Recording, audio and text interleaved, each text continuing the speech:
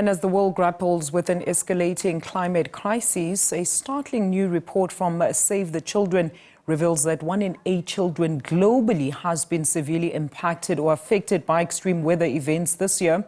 And from devastating droughts in southern Africa to record-breaking heat waves in South Asia, these disasters have displaced millions, disrupted education, and left children reliant on aid. And with COP29 set to begin in Azerbaijan next week, the urgency to address the impact of climate change on children has never been greater.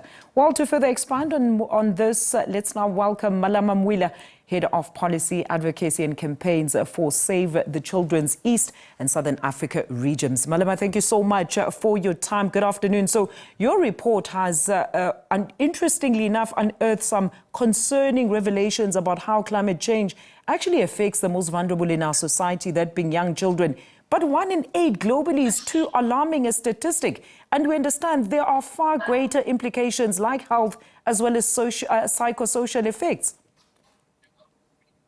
Yeah, no, thank you very much for making space on your program to bring this important conversation to the people who are watching and are interested in being part of this conversation. 1 in 8 is certainly a huge figure, but just to bring that a bit more into context as well and show the numbers, that translates to about 300 million children worldwide that are impacted at least this year alone in the year 2024. And we are only in November now, so 1 in 8 children translates to about 300 million children being impacted worldwide by whether it's cyclones, droughts, and other climate-induced disasters. Now, what that means, obviously, is that when you look at a region like Southern Africa, we have come across stories as an organization, such as stories of a child that we've worked with and supported called Zinle from Zimbabwe, who gives a very vivid example of what climate changes mean in her community and in her society. Because, for example, she was having 3 meals a day before the drought hit Southern Africa, which I should add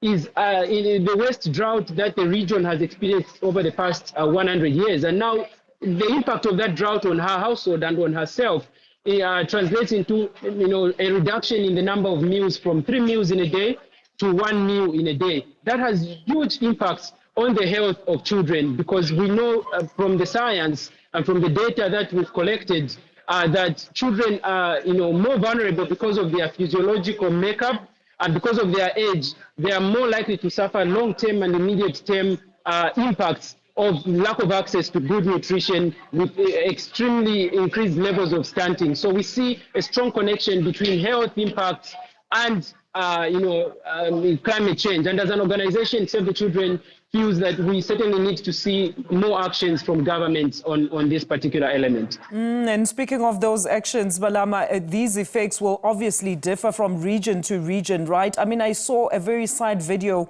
of a young girl in South Sudan carrying all her belongings on her head, little that she had, trying to cross a raging river on a very thin makeshift string cross that broke while she was actually attempting to cross the river, and the river essentially taking all her belongings. So maybe we as a continent also need to start drafting our own policy framework on dealing with our specific kind of catastrophic effects of climate change on our citizens.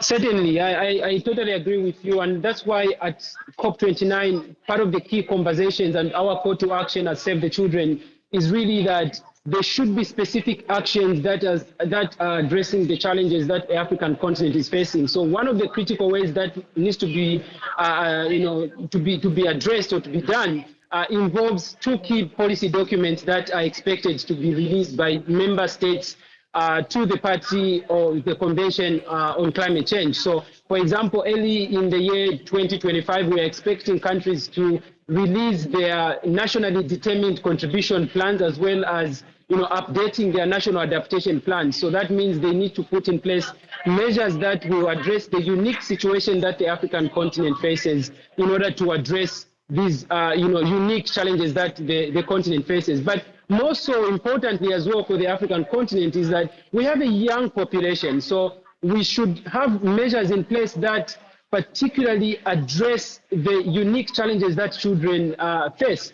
And therefore, that means that the nationally determined contributions or the national adaptation plans need to have child-sensitive indicators, child-sensitive data collected in order to address these specific challenges that children are facing on the African continent. And speaking of those challenges, Malama, with COP29 set to start next week, I mean, let's expand on that policy that you, as Save the Children, are hoping that the summit actually tables, addresses, as well as implements. So Save the Children is calling for at least 3 key actions from COP29. One of the critical ones, and this COP particularly is being referred to as the financing COP. There is a big debate and a big discussion currently ongoing here at COP29 where there is a discussion around the new collective quantified goal on climate financing.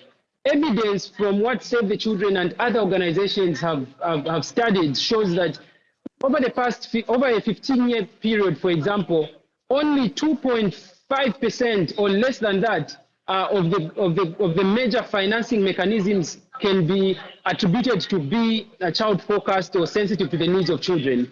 What we are calling for is an ambitious target in terms of the amount of money that is needed to address the ever-growing risks that children are facing in terms of climate change, but also qualitative spending that addresses the specific challenges that children are facing in terms of risks around their education, health, and protection services. So that's the major ask we have around the climate financing. The other critical call to action Save the Children has, as an organization that has a lot of experience working on impacts of children in terms of climate crisis and other disasters, we are saying the nationally determined contributions as well as the national adaptation plans need to be sensitive to the needs of children, so they need to have child-sensitive and child-focused indicators put in place. And one of the other critical calls to action from our end is that we need spaces for children to participate and be given the platforms to be able to engage and tell their own stories. As an organization, Save the Children has supported over 15 child campaigners from around the world to be here at COP to tell their own stories, that policymakers need to listen to those stories as they make these decisions that are meant to protect them from facing the brunt of the climate crisis. Best of luck, Malama. Thank you so much for your input this afternoon, Mr. Malama Mwila, the head of policy at Save the Children on the effects of climate change on children.